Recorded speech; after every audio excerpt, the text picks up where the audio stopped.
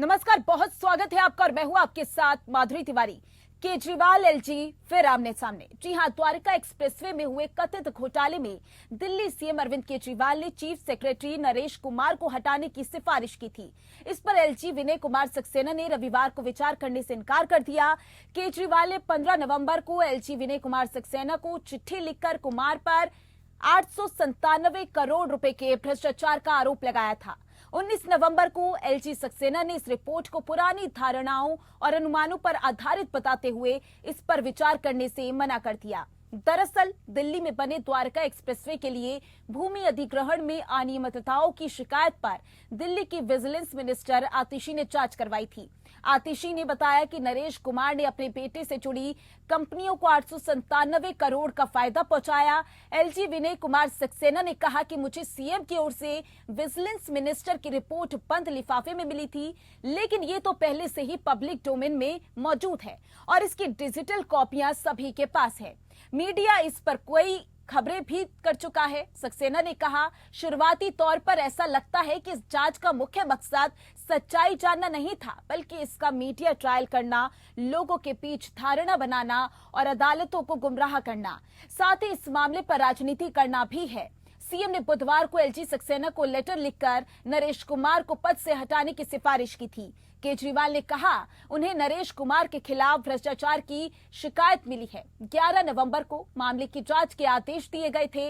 Vigilance minister आतिशी ने 3 दिनों में जांच करवाकर 14 नवंबर को रिपोर्ट केजरीवाल को सौंपी। उन्होंने लेटर के साथ जांच रिपोर्ट एलजी को भी भेजी थी। केजरीवाल ने अपनी विजिलेंस मिनिस्टर आतिशी को निर्देश दिया था कि वो जांच रिपोर्ट सीबीआई और ईडी को भी भेज दे। आतिशी की रिपोर्ट में क्या है? आतिशी ने जांच में पाया कि द्वारका एक्सप्रेसवे के लिए बामनोली गांव की जमीन का अधिग्रहण होना था। बीते 5 सालों में इस जमीन का तय मुआवजा 9 गुना तक बढ़ गया। इस जमीन के मुआवजे से जिस व्यक्ति को फायदा हो रहा था, उसके दामाद की कंपनी में चीफ सेक्रेटरी का बेटा करण चौहान काम करता है।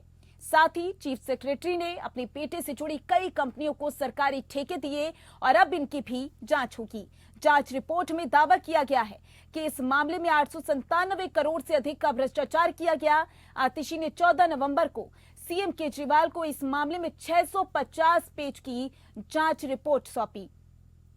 इसमें आतिशी ने बामनोली भूमि अधिग्रहण में हुए भ्रष्टाचार की जांच करने के लिए ईडी और सीबीआई से जांच करने की मांग की है।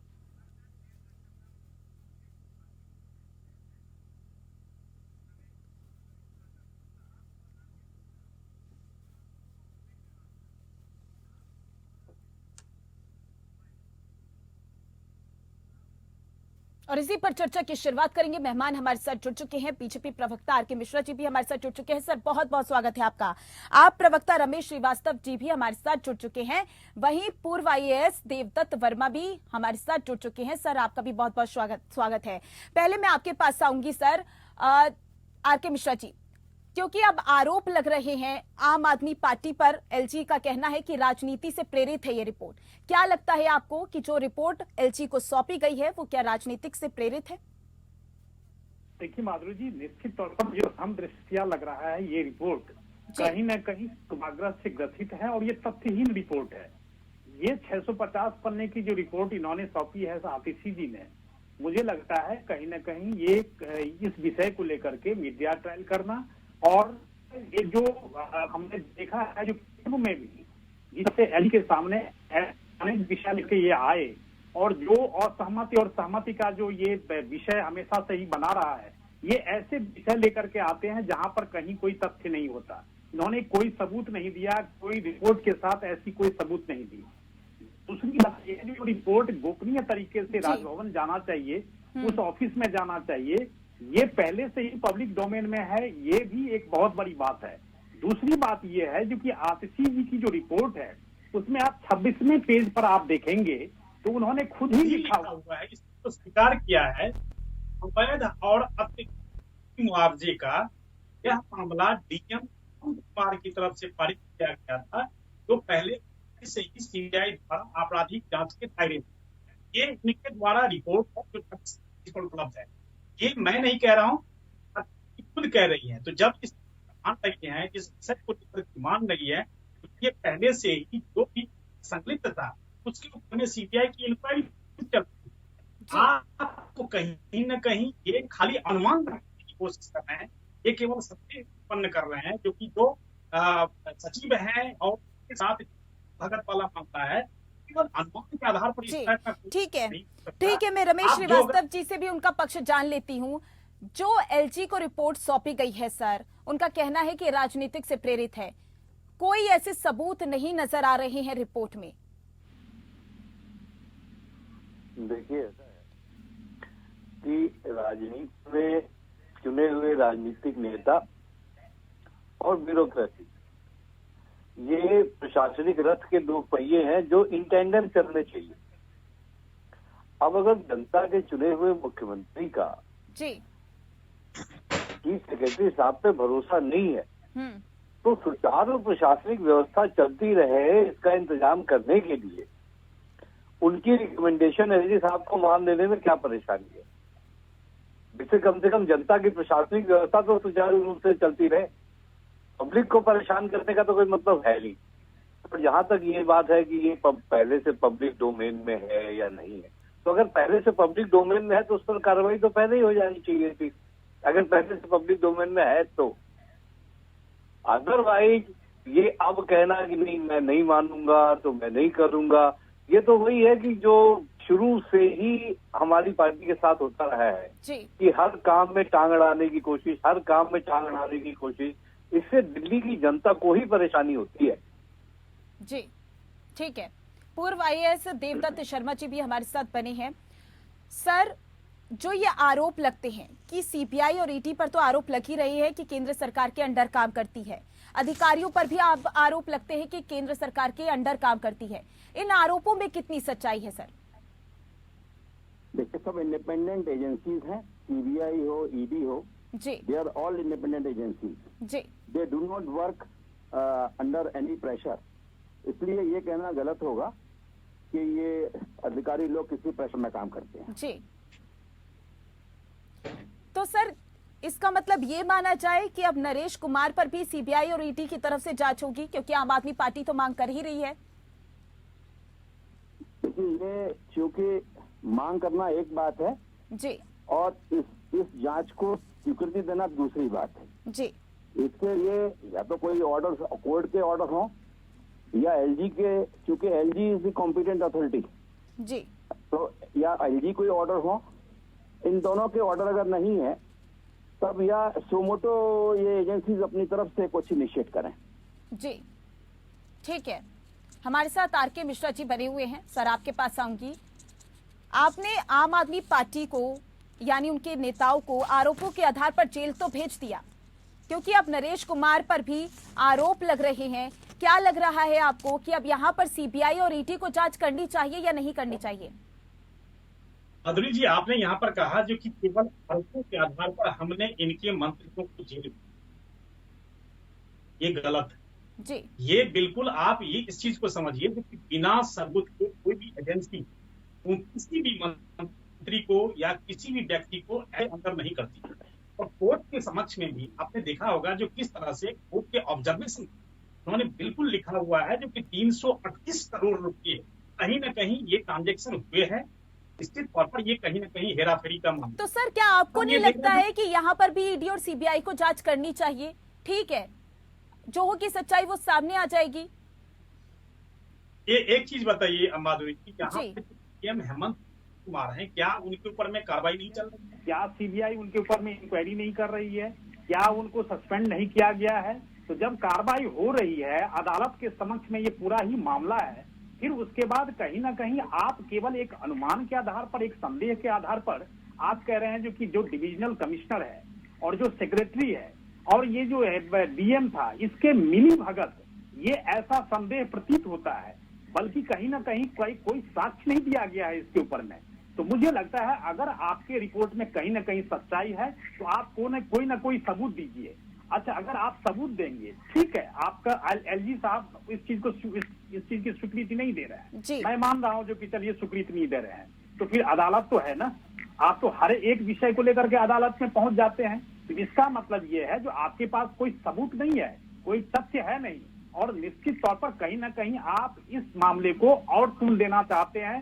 कहीं ना कहीं ये पॉलिटिकल आपका एजेंडा है और ये पॉलिटिकल एजेंडा साधने की आप कोशिश कर रहे हैं। ऐसे मामले निश्चित तौर पर मुझे लगता है जो कि केजरीवाल साहब को सोचना चाहिए, जो कि कोई भी रिपोर्ट देने से पहले उसके अंदर में कोई सबूत दें और उसके बाद ही इस चीज को आगे बढ़ाने का प्रयास करें। जी ठीक है, क्योंकि एलजी वीके सक्सेना का तो ये कहना है कि ये राजनीति से प्रेरित है, लेकिन देखना होगा जब आज जांच आगे बढ़ेगी तो आरोप किस पर साबित होते हैं। तो देखिए, द्वारका एक्सप्रेसवे में हुए कथित घोटाले में दिल्ली सीएम अरविंद केजरीवाल ने चीफ सेक्रेटरी नरेश कुमार को हटाने की सिफारिश की थी और इस पर रिपोर्ट भी एलजी विनय कुमार सक्सेना को भेज दी गई, जिन्होंने विचार करने से साफ साफ इनकार कर दिया है। और इसी पर चर्चा के लिए हमारे साथ तीनों मेहमान जुड़े हुए हैं। रमेश श्रीवास्तव जी, आपके पास आऊंगी, क्योंकि देखिए यहाँ पर अब बीजेपी आरोप लगा रही है कि जो जांच की आंच है वो आम आदमी पार्टी पर है और इसीलिए नरेश कुमार को बलि का बकरा बनाया जा रहा है।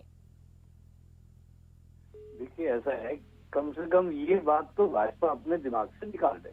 जी, हमारे खिलाफ जो जांच हो रही है वो कौन कर रहा है? सीबीआई कर रही है, ईडी कर रही है।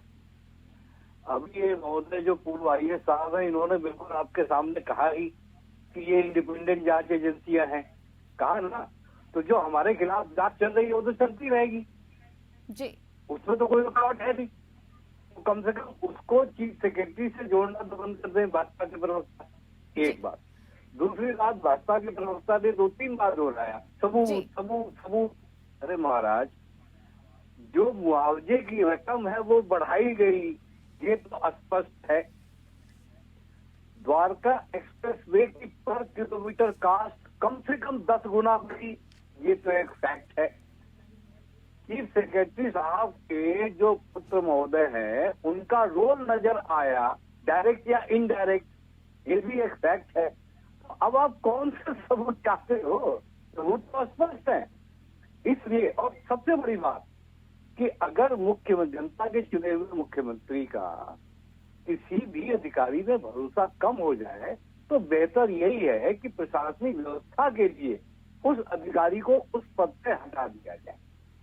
लेकिन सर, अगर सबूत है तो एलजी ने विचार करने से मना क्यों कर दिया है? एलजी विके सक्सेना ने। देखिए, अब वो एलजी साहब की डिस्क्रिप्शन है, लेकिन वो जो स्वविवेक है वो समझिए एक तरह से उस पर कोई अदालत में भी सवाल नहीं किए जा सकते। परेशानी थोड़ी सी ये है। लेकिन आप देखें कि एलजी साहब को भी सोचना चाहिए। एलजी साहब भी किसके एलजी हैं? दिल्ली की जनता के एलजी है ना। वो अगर ये समझे कि वो सिर्फ सरकार के मुखिया है तो ठीक नहीं है। वो ये समझे वो दिल्ली के हेड है, तो दिल्ली के हेड होने के नाते उनको जनता की भलाई के बारे में सोचते हुए कि अगर मुख्यमंत्री और मुख्य सचिव के बीच में इस प्रकार की तनातनी का वातावरण रहेगा तो प्रशासन प्रभावित होगा। इसको ध्यान में रखते हुए कम से कम मुख्य सचिव जी के विरुद्ध कोई कार्रवाई करने का मन उनको बनाना चाहिए और मुख्यमंत्री जी की रिपोर्ट को एकदम से दरकिनार नहीं करना चाहिए था। जी, लेकिन सर, आरोप तो ऐसे भी है कि जो नई शराब नीति थी, जिसके घोटाले में आम आदमी पार्टी के एक-एक करके नेता जेल जा रही हैं, वो जो जांच थी वो नरेश कुमार ने करवाई थी पहली जांच, और जो सीएम अरविंद केजरीवाल का जो आवास था उसका नवीनीकरण करवाया जा रहा था, उसकी जांच भी उन्होंने करवाई थी। इसी वजह से ये आरोप लगाए जा रहे हैं। अब नरेश कुमार को फंसाया जा रहा है।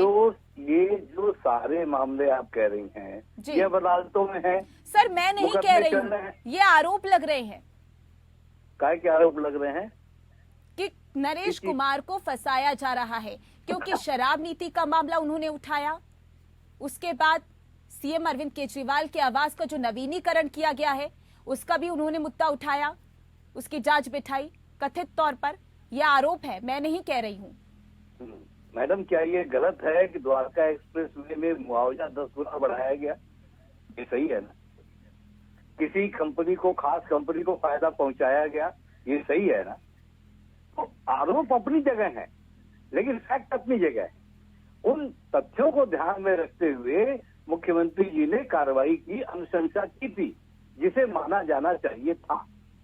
ठीक है, आरके मिश्रा जी कुछ कहना चाह रहे हैं, सर बोलिए।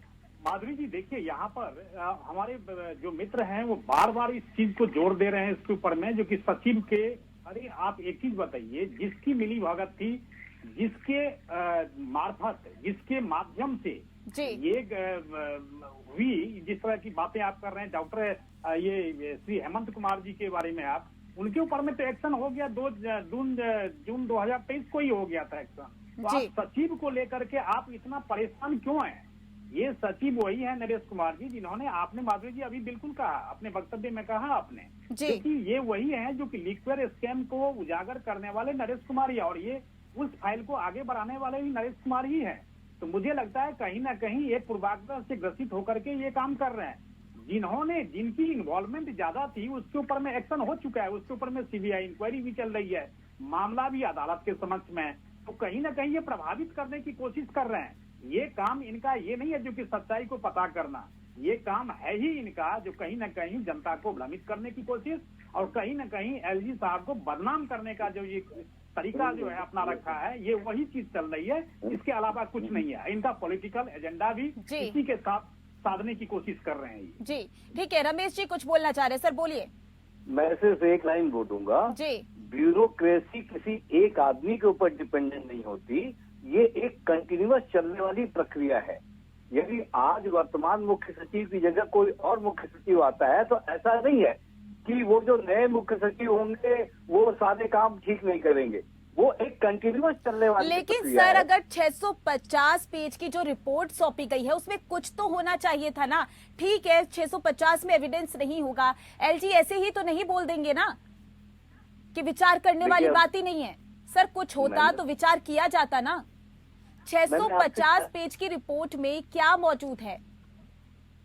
मैंने आपसे निवेदन किया कि चूंकि वो लिफाफे में डाल करके दी गई है तो उसकी जानकारी मंत्री महोदय को है, मुख्यमंत्री जी को है और एलजी साहब को है। जी मैं एक लाइन में एक जवाब देना चाहूंगा, मिश्रा जी प्लीज एक मिनट, मिश्रा जी प्लीज एक मिनट, मैं सिर्फ एक लाइन और बोलूंगा। मेरा कहना ये है कि जो पब्लिक डोमेन में मीडिया में रिपोर्ट आई है उनके आधार पर मैं अपनी बात कह रहा हूं आपको। जी मिश्रा जी बताएं।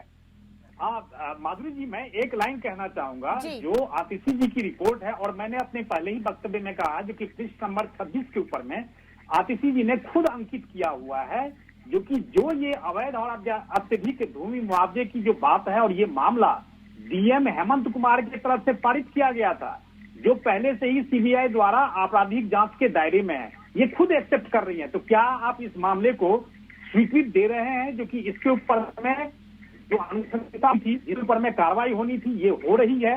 तो ये केवल सचिव को आप इसमें घसीटने की जो कोशिश कर रहे हैं, कहीं ना कहीं आपको ये नहीं लगता रमेश जी, आप राजनीति से ऊपर उठ करके बात करिए, कहीं ना कहीं ऐसा नहीं लगता जो कि आप ये राजनीति से प्रेरित होकर के काम कर रहे हैं?